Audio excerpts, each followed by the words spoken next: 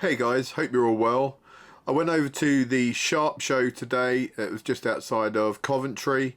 Really good show. Went there last year, chucked a video up then, so obviously I wanted to go back and take some more video. They kindly gave me a pass, so I got in a little bit early, went round all the stalls, saw some people again from last year and said my hellos and met some new people and hooked up with a couple of the companies that I do a lot of reviews for. So I saw Bour Knives, I saw Twisted Assisted. There was a lot of custom knife makers there, you know, that are making stuff, forging it from just a piece of billet and some wood and all kinds of cool materials. There was stuff made out of like mammoth teeth. There was all kinds of amazing materials and really good craftsmanship.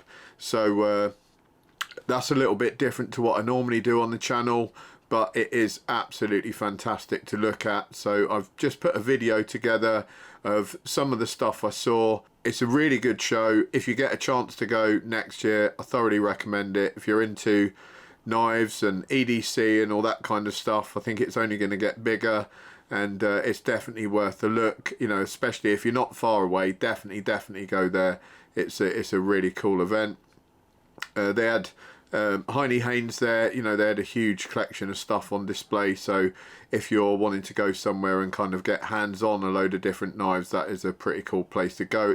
I hope you guys enjoy it. Thanks to all the people that came up and said hi. I was actually blown away by the amount of people that had seen some of the videos, and they were like, oh, you're the guy that had the knife confiscated and the border force stuff, and loads of really friendly people came and said hi, and they know who they are. Thank you very much. I really appreciate you watching, and I hope you guys enjoy this.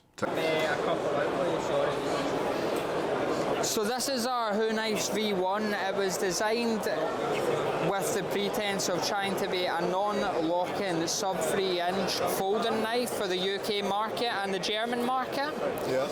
After this we moved on to our V2, which is similar again, but this time it just doesn't have your flipper tab. It's just purely the thumb stud, which can be moved to your preference, and it can also be flicked open or flipped open as such with a Spidey flick.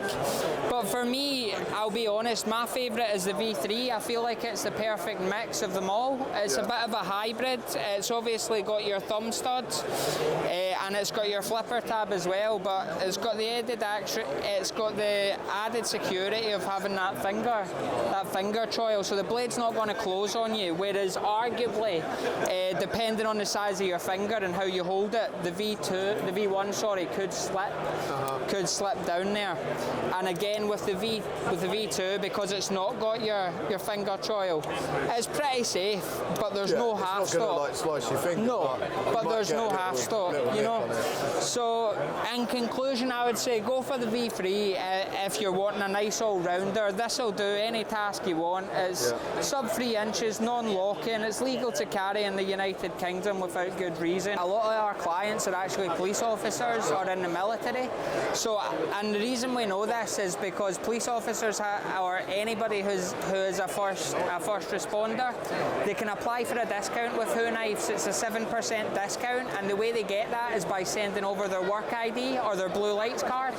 So we know that police officers are carrying our products in the line of duty and so outside the line of duty. It's perfectly legitimate for them to carry. Yeah, but it is just kind of, a lot of people say it's a grey area. Well, it's not really, because it's written in black and white. But I can there's no grey area. Exactly, but I can understand that why people feel like that.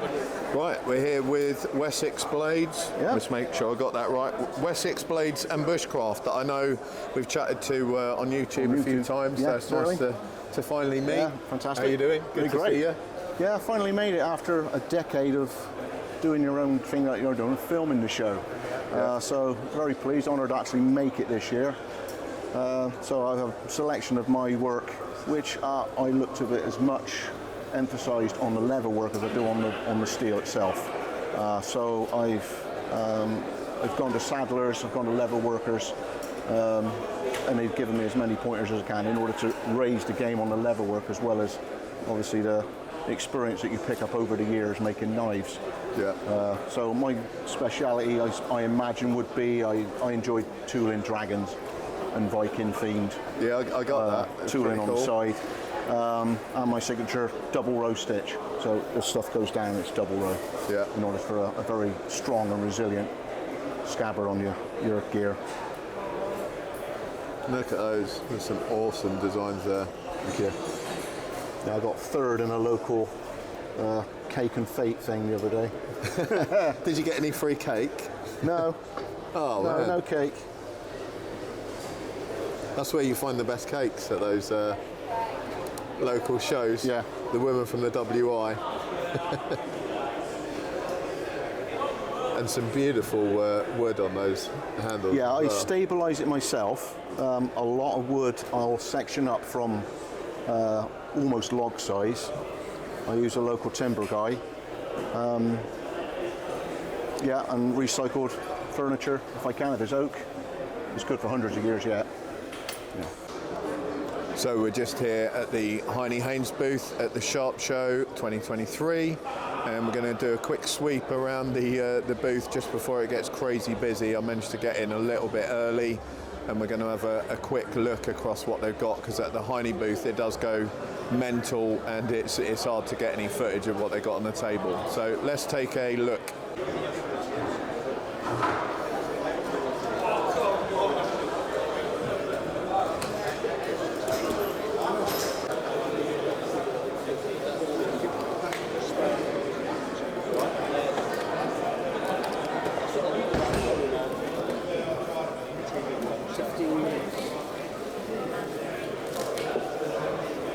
So we've got all sorts going on here.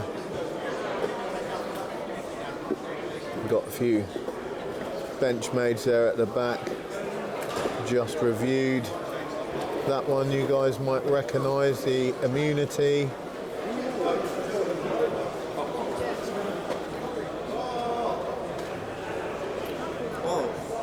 Lovely looking Wee knives there.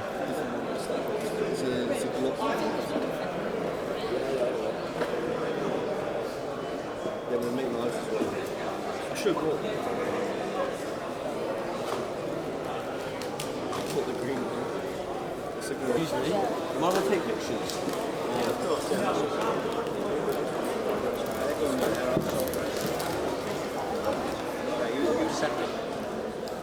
Oh, that's from Winkler. Really like that. I did take a look at Winkler, I think at SHOT Show. They had some beautiful stuff, and then some Williamsons there. We took a look at those at SHOT as well. I think we did an overview of the booth.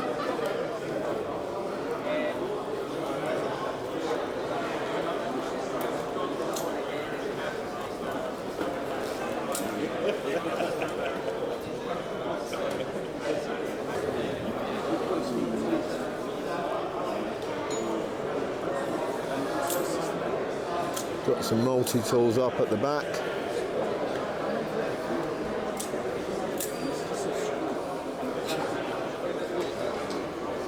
Axes and tools. Pole force down the front, you're not going to miss those. Really distinctive designs. Then over to some Essies. Love some of the colours on the Essies. You're definitely not going to lose those. Half-breed blades, some absolute beasts there.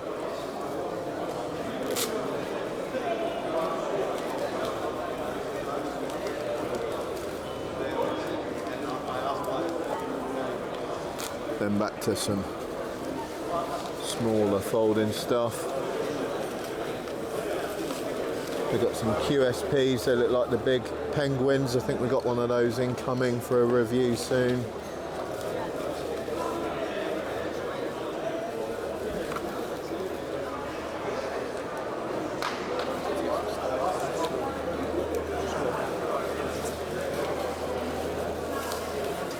MKM. Reviewed a couple of those as well.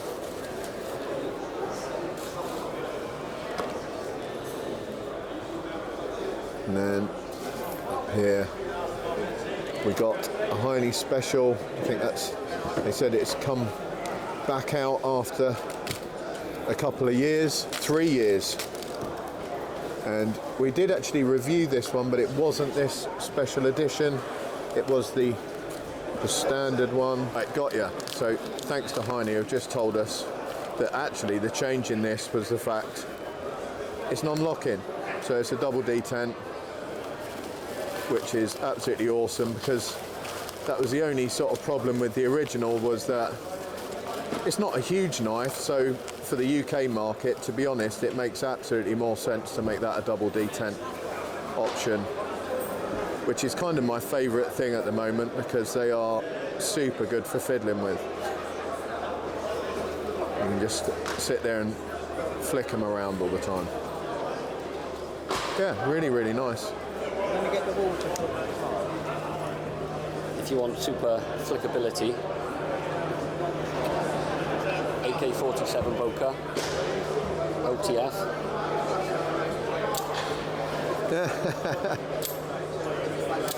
Heinnie World exclusive. That's really cool. Made out of D2. Yeah, yeah. On exactly the same AK chassis. That's awesome.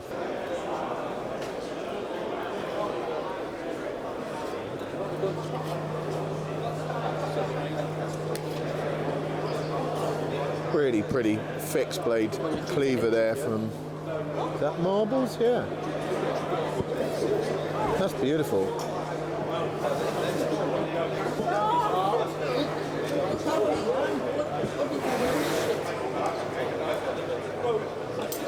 No, that's a bargain as well.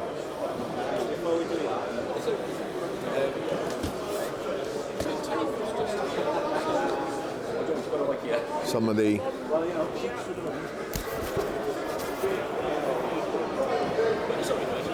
red-handled Heinnie specials there.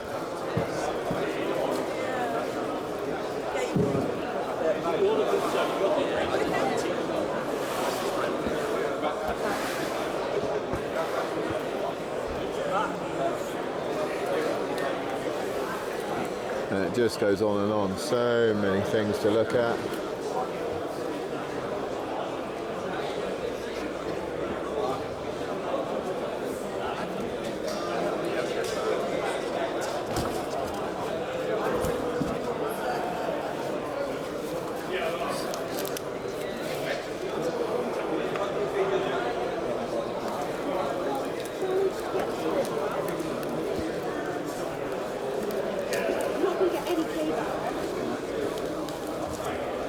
So we're here with Sharman knives.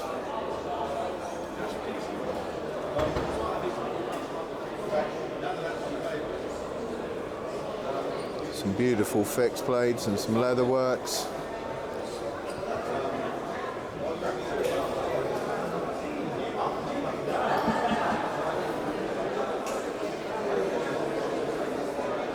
Unfortunately, he's been beaten up by a piece of steel at work, but here we go.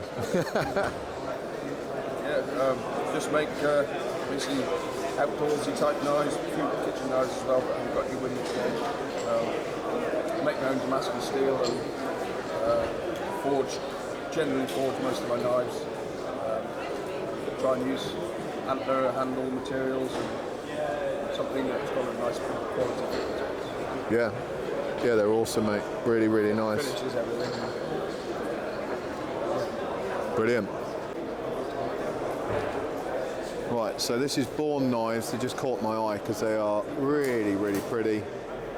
Beautifully made. Just have a quick look at a few. I mean, look at that. That is awesome.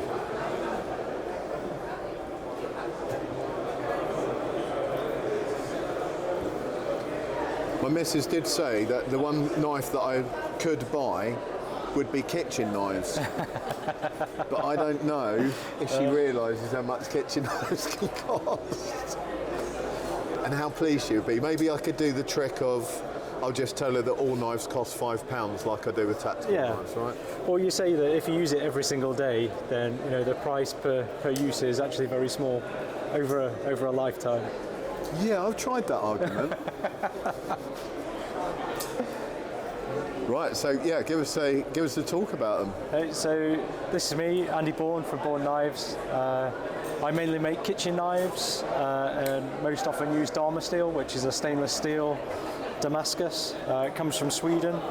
It's one of the toughest, hardest and most sharp steels you can get, and it comes in a variety of beautiful patterns. And then I tend to make my handles with these 45-degree dovetails using man-made and natural materials. And that is absolutely stunning, I've got to say. Well, everything about them, the handles, the steel, it just looks so these awesome. handles, they've got 18 individual pieces, and they take about 3 days to actually make, from grinding, flattening, gluing the next piece, grinding, flattening. So it's a bit of a labour of love. With the pins, 21 individual pieces in one of those. So on that basis, I know people sort of talk about pricing and stuff, but that's actually fairly reasonable when you look at a day work rate and the materials that go into it. Yeah, I mean, so this material, the blade material, comes in at about 12 to 13 pounds a centimetre. Right. So for a 30 centimetre chef knife, you're already talking 350 pounds just for the steel. Yeah. You know, I use the wood, the best wood I can find from around the world, and it can be 30, 50 quid a block. Same for the handle materials. You know, we got 40,000-year-old mammoth handle. So, you know, just the cost of the materials, if you want the best you can get.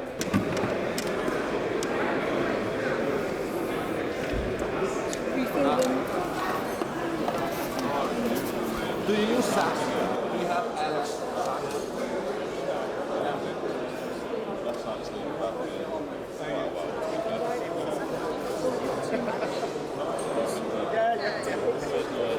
Brother hug. How are you doing? Great. I was waiting for this hug for years. Nice to meet you. It's my honor. Yeah, can we get those two? How are you? Take off.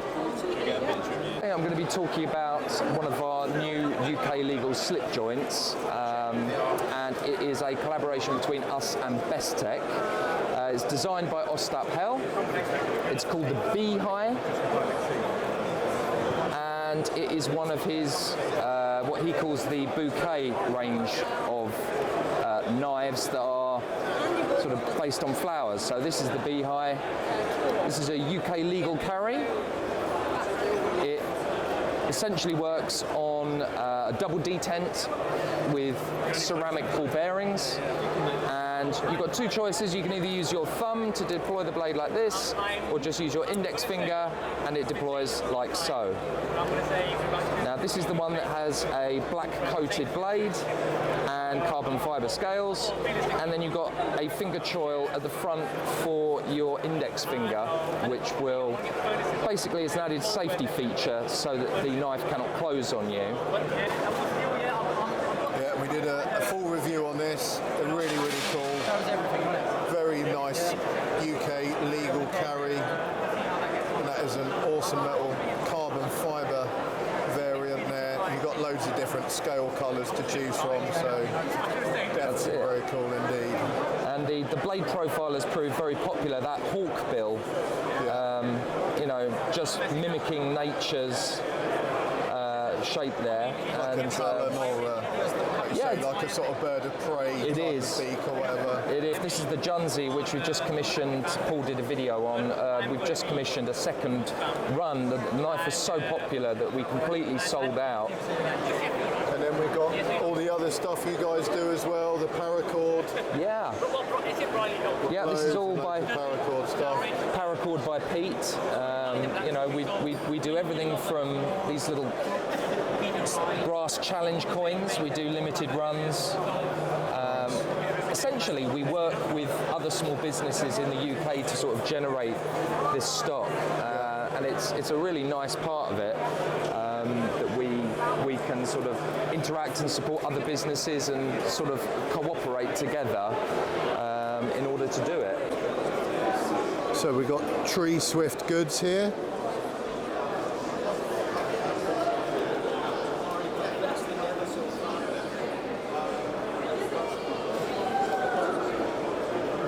Some beautiful knives and leather work.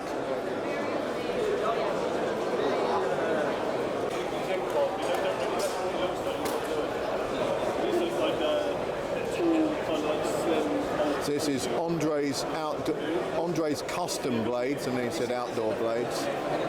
I'm going to let Andre pronounce his second name. I'm not going to try and savage that. But he's got some beautiful stuff here. Really like that. That's nice.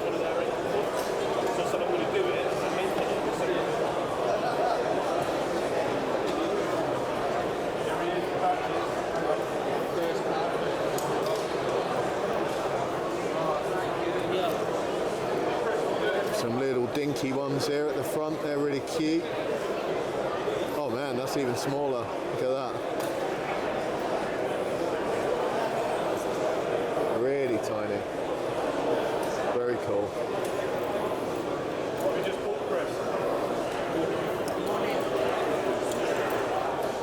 Then we'll let Andre tell us a little bit about these.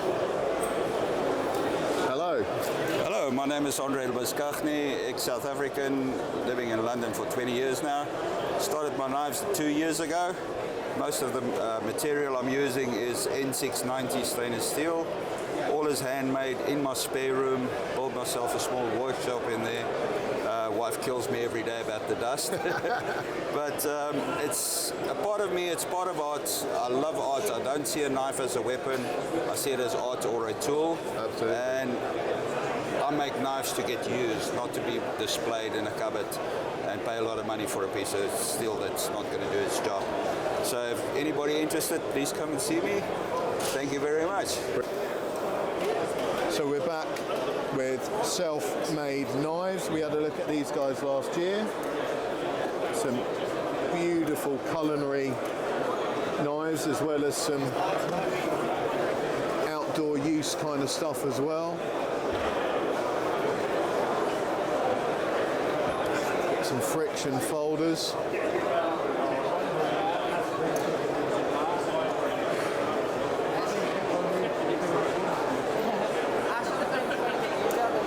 And a few of the sort of outdoor use fixed blades there.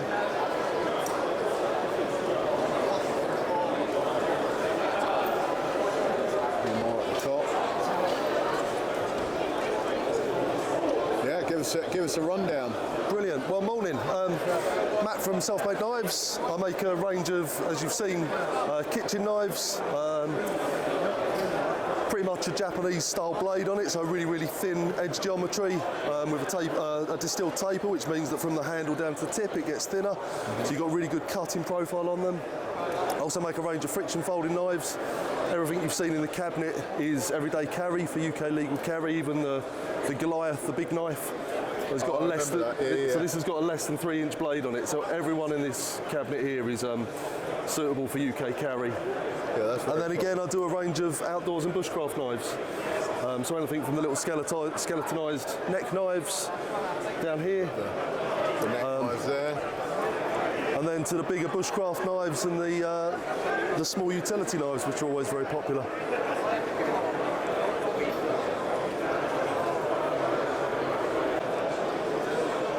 So we're just taking a look at KD knives here.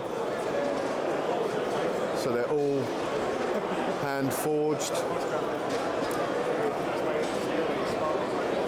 Some beautiful, beautiful pieces.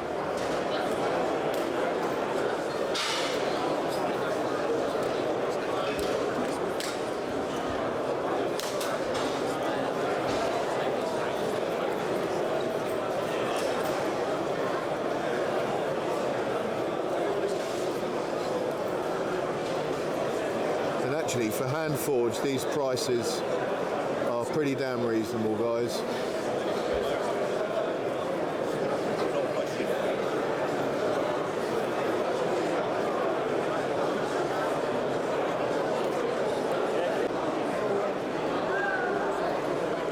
We've got Field and Steel here. We saw these guys last year. We did a bit of a talk, but they make some really, really pretty friction folders. And actually pretty nicely priced as well for what they are. If he puts any more, that's the one you're on, right? Then they got some very, very cool. If he gets any more, I'll tell him. Little fixies as well.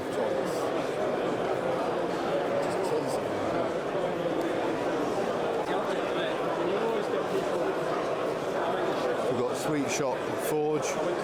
We saw these guys here last year as well. She was quite petite cutlet. She sort of said, oh, the handle needs beefing up a bit. And then this big beefy guy was like, oh yeah, it's a bit too fat. I remember this. Some of this stuff was made out of skateboards, old skateboards that have been repurposed. Really, really nice handle material. Well, it is. And, I mean, then you think, well, like the old marine knives and the Fairburn sights, like that's just got a really generic handle, hasn't it? Yeah, round, milled handle. Fencing swords, like they've all got, just a mill. So we've got Williams blade design here. Some really, really interesting looking stuff. We'll do a bit of a talk through them. Have you come over from the States? No, I live in Europe. I'd say that would be a long way to travel. Yeah. There was a guy last year that came, Morris Knives came last year, yeah. No, I mean, it's a good knife community here, so it's fun to come. Cool. It can be worthwhile to make the trip, even if it's all the way from the States, but yeah. Glad to be back. Finally, we came in 2019 for Bristol shows and Knives UK or something like that, and then there was COVID and everything. So finally back here, so it's good to be back. Awesome. Do you want to give us an overview, what you guys do? So we do design, and we work with other manufacturers to make the knives. We do everything in limited run batches. We change up the steels, materials, everything like that, each batch. Yeah. And so starting over here, our knives we do with lion steel. So this is our integral carbon fiber frame lock folder. So it's the first on the market integral carbon fiber frame lock. Oh, yeah. So it's that's very cool. Very light. Yeah. We developed a special carbon fiber with fat carbon materials in Lithuania to make this possible. So it's like 280 layers in the layup, like 0.5 micron thick sheets of carbon fiber. So it's a lot of the weight of that? Yeah, absolutely. Oh wow, that's there's no weight there at all. That's absolutely crazy.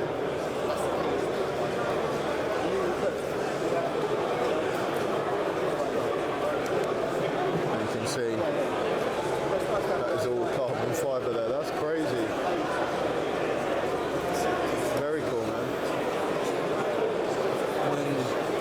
We also have our fixed blade with lion steel here. We'll have another fixed blade with lion steel later this year, a 4.5-inch version of this one. Yeah. Kind of the same size as this guy here.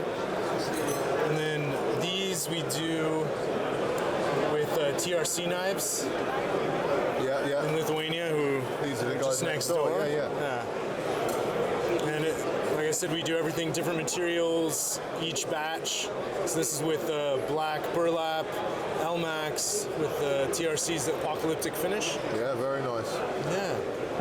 We have some custom versions here as well. So we do different carbon fibers with fat carbon. Because fat carbon and TRC are actually only an hour apart. We're just down the road from each other in Lithuania. Okay. So every time I go up there, I can go visit both, work on new projects. And then this is our full-sized knife that we also do with TRC, 5.7-inch blade. This is with Venatus 4 extra steel and green micarta scales. Nice. So we've got Jamie Mackey, bladesmith, custom handmade knives and leather sheaths. Some beautiful looking stuff here.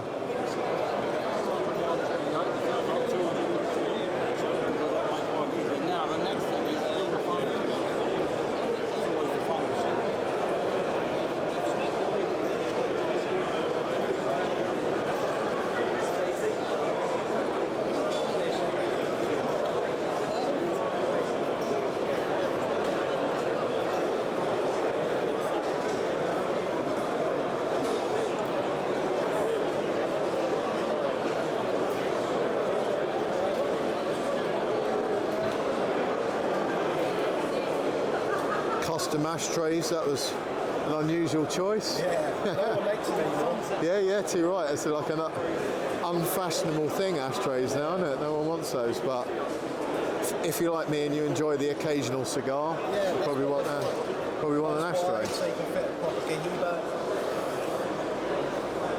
Ah, yeah, so you have got a decent groove in there for a nice cigar. They're actually a pretty cool price.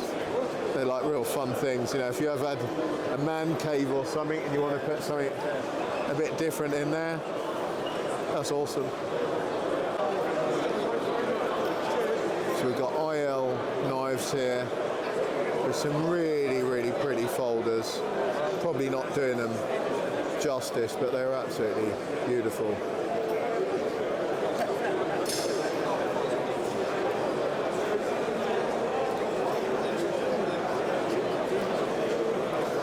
Amazing materials.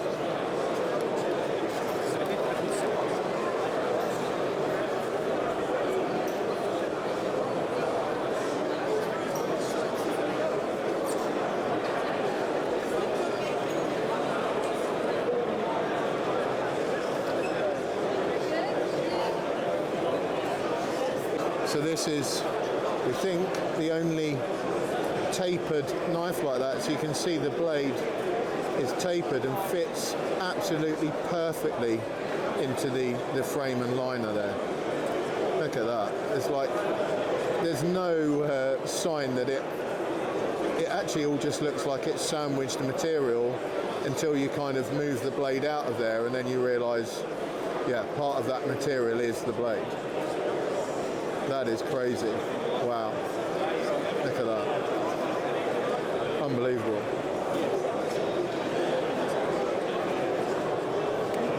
It just disappears back in. Just want to apologise first off for me having lost my voice. It seems to have been left on the ferry on the way over, so it has. So what we've got here today is the mini friction folders on the top row. They are essentially a box cutter, so they are a brilliant little EDC folder that will disappear in the pocket. The bottom shelf here, so on the bottom shelf here you can see that is the liner lock. I'm still yet to 100% set a name for them, but I think Cher Purpose for now is what they will be called. They have been designed specifically for this show, so they haven't really been out and about since then. On the far side, you can see the PC case, which is short for a pocket chef's knife, and they are all crowned extremely thin behind the edge because knives should be used as knives. They shouldn't be used as pry bars. They shouldn't be used as a screwdriver, anything like that. If you need a tool, use the proper tool for a job. Yeah. All right. So I grind them really, really thin, which means that cross section behind the edge is thin, and it means that the edge will remain sharper for longer, be easier to sharpen, and it also cuts so much better than something with a chunkier thickness behind the edge. So we're here at the EDC Cooperative. They've been super busy. I was trying to get over to the booth and they've just been surrounded by customers the whole time. Some really cool stuff.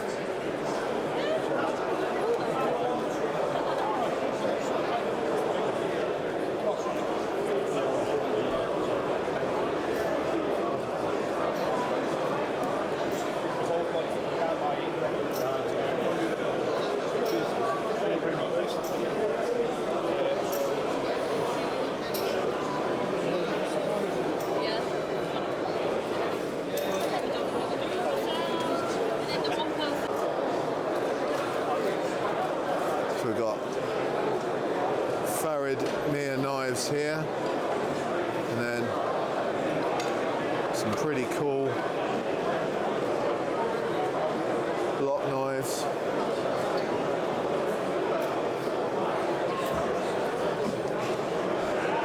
Some frame locks. These are frame blocks. These are brand new slip joints. Ah, so those are slippies. Very cool, man. Yeah, ideal for the UK. Brilliant. And then the biggest... I'm making 51 of these. Oh, just 51? I just finished 10 of them yesterday. Yeah. So they're brand spanking new. These handles are the handles which I use for my Mini K2. Okay. Full-size mini K2 handles. I had to redesign the blade so it's sub 3 inches, and it's made from M2 high-speed steel, 66 Rockwell. Nice. So we've got Thor knives here.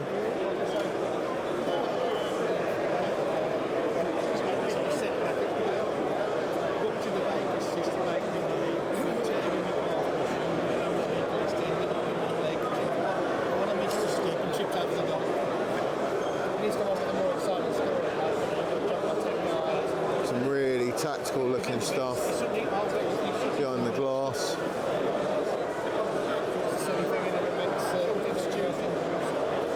Loving some of these, really nice looking.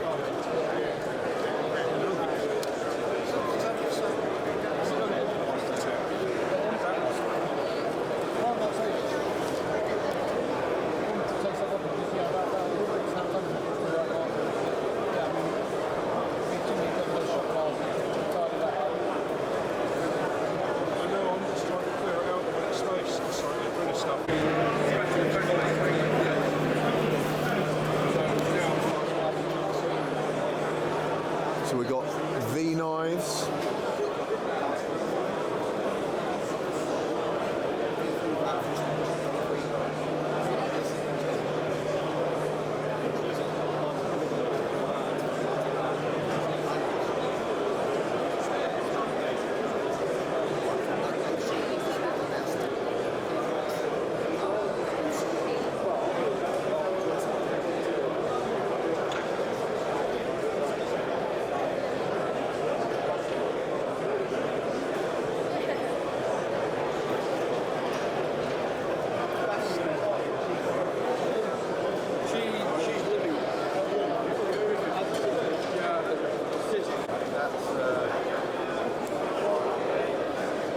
We've got UK knife maker supplies here,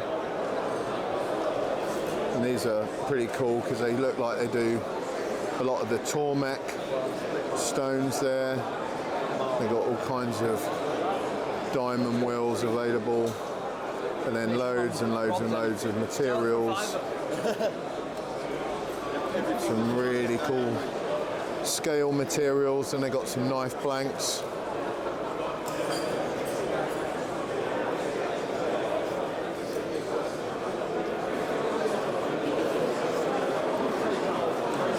Some beautiful wood.